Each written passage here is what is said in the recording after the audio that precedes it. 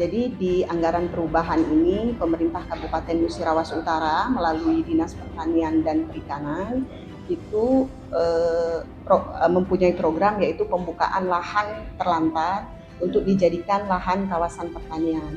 Ini merupakan gagasan dari Bupati Musirawas Utara Pak Depi Suhartoni, karena lahan-lahan kita ini di sepanjang jalur poros jalan lintas ini sangat banyak lahan terlantar yang bisa kita manfaatkan untuk menjadi lahan pertanian.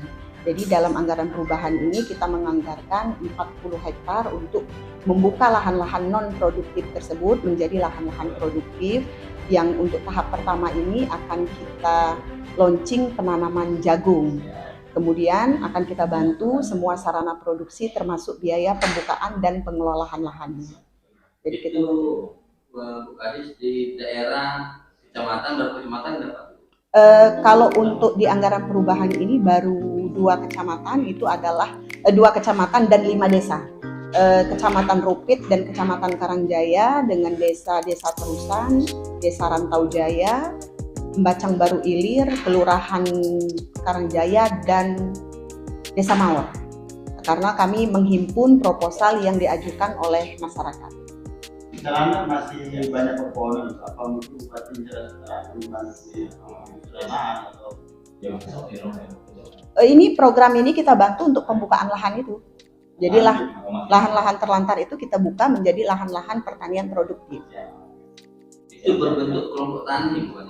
Secara proposal itu harus kelompok tani. Ya, jadi masyarakat yang khususnya ini yang ada di tepi lintas ya, yang di pinggir lintas itu, karena prioritas selain kita memanfaatkan lahan-lahan terlantar itu untuk kerapian dan keindahan, agar misalnya masyarakat yang melewati jalan tersebut baik dari arah Nibung, Surolangun, Kelinggau maupun sebaliknya itu ke depan diharapkan akan disuguhkan oleh pemandangan kiri kanan yang rapi. Makanya tahap pertama ini kita bantu untuk penanaman jagung seragam, jadi kan penanaman untuk pemeliharaan dibantu oleh Pak Bupati. Ya, jadi paket ini kami istilahkan paket lengkap. Jadi mulai dari biaya pembukaan lahan, biaya pengolahan lahan menggunakan traktor, kemudian sarana produksi baik itu pupuk, benih, dan dolomit, kemudian termasuk upah tenaga kerja yang akan mengelola lahan tersebut.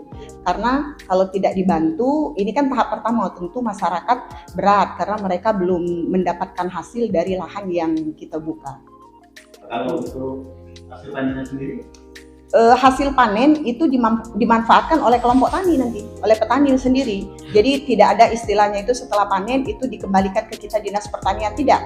Jadi setelah panen masyarakat ini akan kita bantu juga untuk pemasarannya, kemudian hasil itu dikelola oleh petani untuk menjadi modal mereka berikutnya.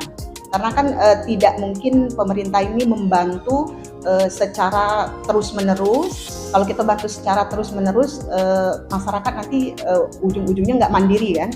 Jadi kita bantu untuk tahap berikutnya, petani sudah punya modal, paling tidak mereka bisa untuk upah tenaga kerja. Kalau untuk bantuan dari kami, bibit pertanian dan lainnya itu akan kami bantu selama 3 musim tanam, 3 kali tanam, ya. Kalau salah satu masyarakat Nusantara mungkin yang memiliki lahan, lahannya sudah terbuka apa belum? Belum terbuka.